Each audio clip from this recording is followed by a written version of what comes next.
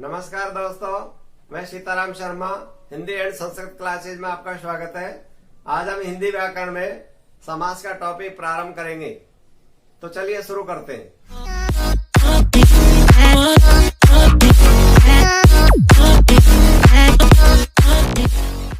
समास दो या दो से अधिक शब्दों के परस्पर मेल को समास कहते हैं। परस्पर का मतलब होता है उसमें दो शब्द होते हैं, वो आपस में जुड़े हुए रहते हैं। जैसे लाभ हानि, पति पत्नी, पंच रत्न, दो पहर, ये आपस में शब्द जुड़े हुए रहते हैं, उसी क्या कहते हैं समास। समास की परिभाषा है दो या दो से अधिक शब्दों के परस्पर मेल को समास कहते हैं। समास के साथ में हमेशा विग्रह का प्रयोग किया जाता है। किसका प्रयोग? विग्रह का। विग्रह कहते हैं समास के पदों को अलग अलग करते हैं, उन्हें विग्रह कहते हैं। इस विग्रह करने पर इसमें जो छुपा हुआ रहता है शब्द वो अलग निकल जाता है, वो होता है विग्रह। जैसे आपके सामने यहाँ पर है लाभ हानि, अब इसमें जो शब्द छुपा हुआ है वो होता है विग्रह। तो विग्रह क्या होगा? लाभ अथवा हानि, ये हमारा समास और यह हो गया विग्रह। अब दोस्तों समास होते हैं 6 प्रकार के होते हैं। बच्चे के समास जल्दी से याद नहीं होते। मैं आपको एक छोटा सा सूत्र बता रहा हूँ, इस सूत्र को याद रख लेंगे तो कुछ ही पलों में आपके पूरा के पूरे समास याद हो जाएंगे। जो हमारा सूत्र है वो ये है,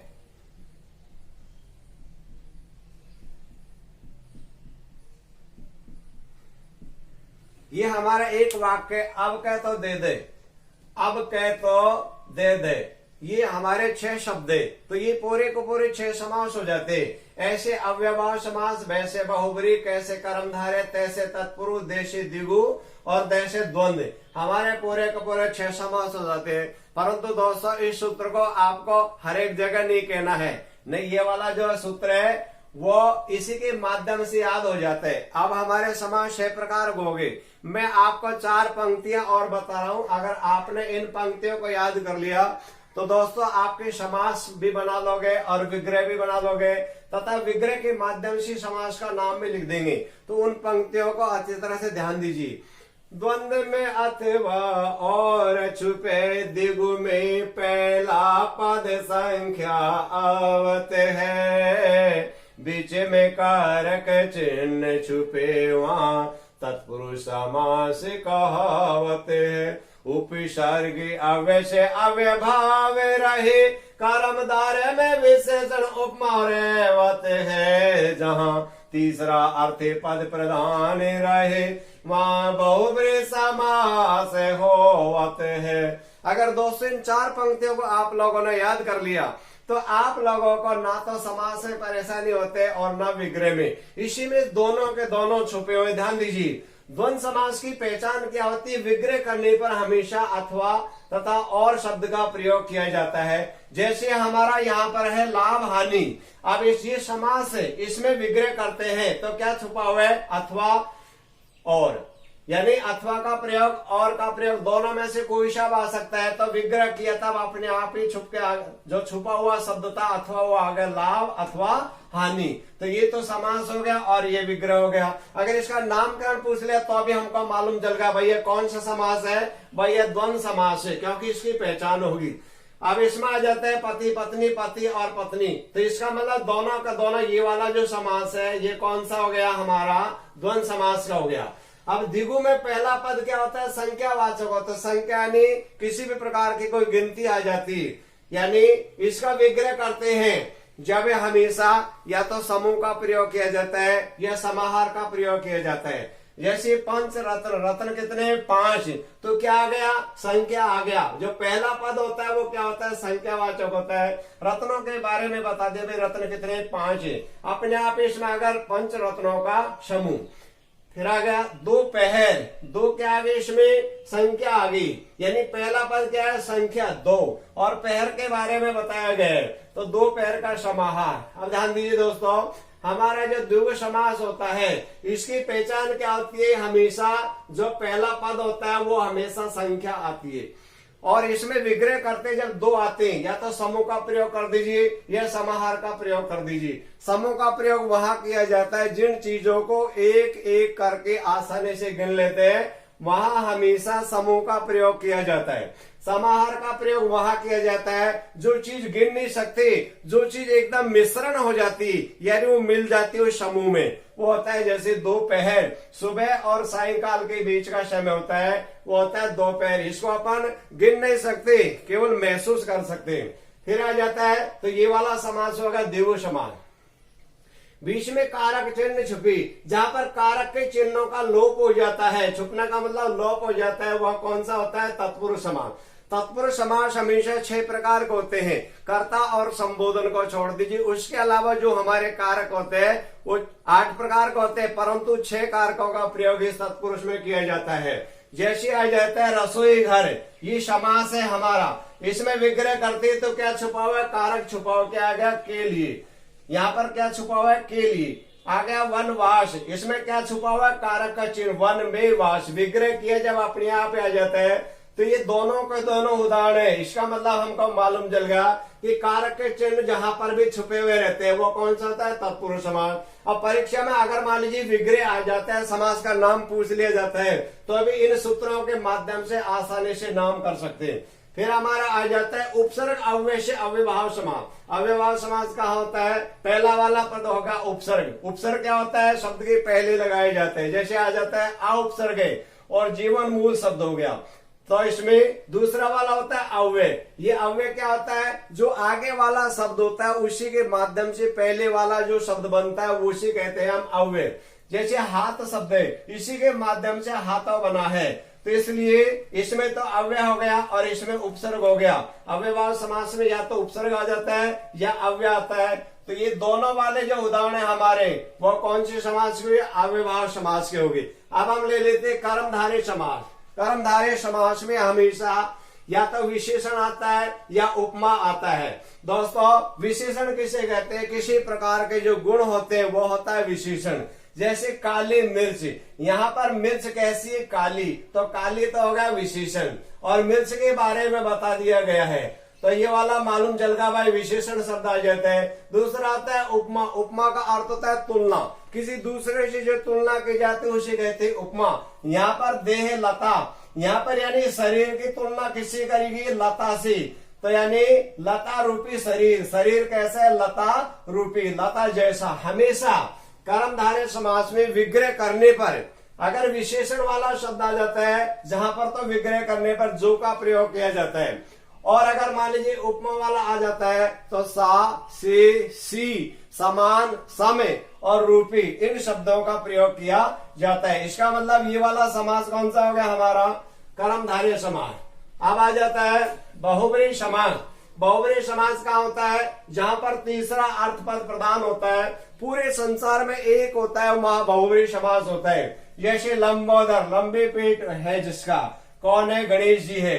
जैसे पंचानन, 5 मुख जिसकी, कौन है? हनुमान जी। अब ध्यान दीजिए दोस्तों, बहुब्रीहि समास में विग्रह करने पर वाला, वाली, वाले, जिसका, जिसकी, जिसकी शब्दों का प्रयोग किया जाता है। बहुब्रीहि समास में भी कुछ ऐसी संख्या होती है जो विश्व में प्रसिद्ध होती है, पूरे संसार में एक का बोध करा देती है, वो भी बहुब्रीहि में आ जाती है। परंतु ऐसी भी है द्विगु समास में भी संख्यावाचक होता है, जैसे पंचानन, यानी 5 मुख केवल हनुमान जी के हैं, परंतु यहाँ पर आगा पंचरत्न, यानी जो बिल्कुल नॉर्मल जो चीजें होती है, जो प्रसिद्ध नहीं हो, वह तो आ जाते हैं संख्या द्विगु में, और अगर कोई प्रसिद्धि वाली आ जाती है पूरे संसार में, वो आ जाते हैं बहुब्रीहि में। तो ये दोनों उदाहरण किसके हो गए? बहुब्रीहि समास की। जैसे त्रिनेत्र आ गया, तो ये कौन सा हो गया? दशानन आ गया, ये कौन सा होगा? बहुब्रीहि समास में, क्योंकि पूरे संसार में एक का बोध किया जाता है। तो दोस्तों हमको अगर मान लीजिए समास आ जाता है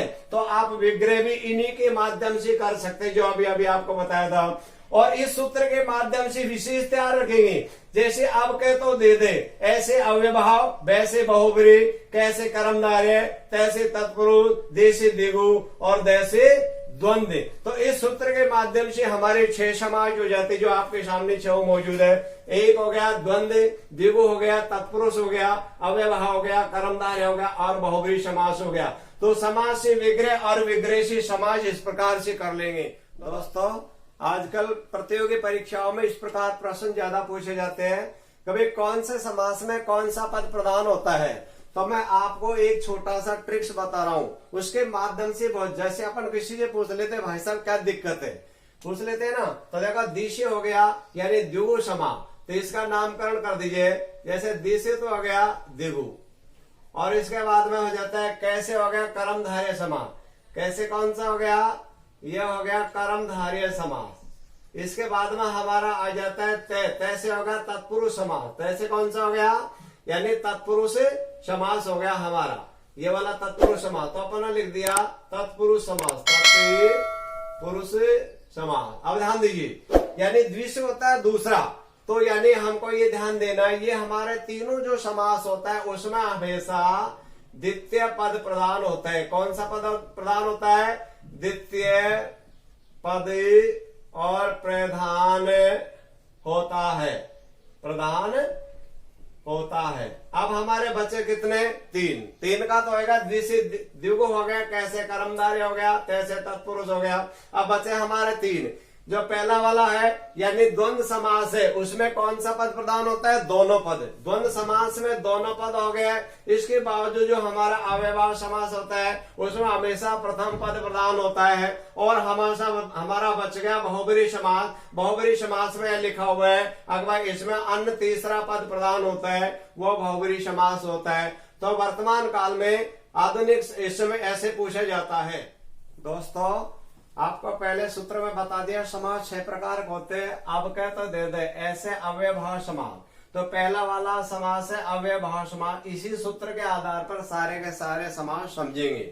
पहला होता है अव्ययभाव समास। अव्ययभाव समास का होता है जिसमें प्रथम पद उपसर्ग हो। प्रथम पद क्या होता है, उपसर्ग होता है, ये सबसे पहले लगता है, जैसे आ जाता है प्रति क्या है इसमें उपसर्ग। दूसरा पद होता है वो क्या होता है, संज्ञावाचक। क्या होता है, संज्ञावाचक। संज्ञा किसे कहते हैं, किसी वस्तु व्यक्ति स्थान का नाम को संज्ञा कहते हैं। तो दूसरा वाला होगा दिन। दिन क्या है, संज्ञा। प्रति तो हो गया इसमें उपसर्ग, और दिन क्या हो गया, संज्ञा। विग्रह हमने कर लिया प्रत्येक दिन, इसमें पहला पद क्या है, उपसर्ग है। दूसरा वाला उदाहरण है यथा शक्ति, इसमें यथा क्या है, उपसर्ग है, और शक्ति क्या है, संज्ञा है। शक्ति अनुसार, ये वाले हो गए विग्रह, और ये हो गया समास। अब दूसरा वाला अगर उपसर्ग नहीं होता है तो क्या होता है, अव्यय होता है। अव्यय क्या होता है, जो हमारा दूसरा शब्द होता है उससे पहले भी शब्द उसी शब्द से बनता है। जैसे दूसरा शब्द क्या है, घर है, तो इस घर के माध्यम से ये बना, तो ये वाला है, इसको तो क्या बोलेंगे, ये तो हो गया अव्यय, और ये वाला हो गया संज्ञा। तो यानी पहला पद क्या होता है, अव्यय हो गया, और दूसरा पद क्या होगा, संज्ञावाचक हो गया। तो प्रत्येक घर विग्रह किया। अब आ जाता है रातों रात, तो हमारा जो दूसरा शब्द है रात, इससे क्या बना, रातों। तो ये रातों शब्द वो तो होगा अव्यय, क्योंकि उपसर्ग तो है ही नहीं, ना उपसर्ग इसमें ना उपसर्ग इस वाले में है, तो रातों शब्द है वो तो होगा अव्यय। और दूसरा पद क्या होगा, संज्ञावाचक। संज्ञा क्या होगा, रात, तो विग्रह होगा रात ही रात में। अब ध्यान दीजिए दोस्तों, इसमें आप लोगों का यह ध्यान देना है, जितने भी हमारे उपसर्ग होते हैं वो सभी उपसर्ग अव्ययभाव समास में नहीं आते। केवल 4 उपसर्गों को छोड़ करके और सारे जितने भी उपसर्ग होते हैं वो सारे के सारे अव्ययभाव समास में आते। लेकिन अव्ययभाव समास में का, कु, सु तथा दुस उपसर्ग का प्रयोग इस समास में नहीं किया जाता। इन उपसर्गों का प्रयोग दूसरी जगह कर्मधारय समास में किया जाता है। तो केवल 4 उपसर्ग को छोड़ दीजिए, इनके अलावा सारे उपसर्ग अव्ययभाव में होता है। फिर इसमें यह भी ध्यान देना है, इस समास में यानी 19, 29, 39, 49, 59, 69, 79 इन संख्याओं में उन उपसर्ग होने के कारण ये संख्या अव्ययभाव समास में आती है। इनके अलावा जो संख्या होती है वो यानी दूसरी जगह आती है, क्योंकि इसमें उन उपसर्ग वजह से, यानी अब आधुनिक काल में ये भी पूछ लिया जाता है कि भाई 19 में कौन सा समास है, तो उन क्या होगा, उपसर्ग होगा, समास का नाम होगा अव्ययभाव समास। इनका विग्रह नहीं करवाया जाता है, डायरेक्ट ही पूछ लिया जाता है। तो हम जितने भी जो समास है उन समासों को इन्हीं सूत्रों के आधार पर पढ़ेंगे। पहला वाला हो गया अव्ययभाव समास। अब इसी के आधार पर सारे के सारे समास चलेंगे।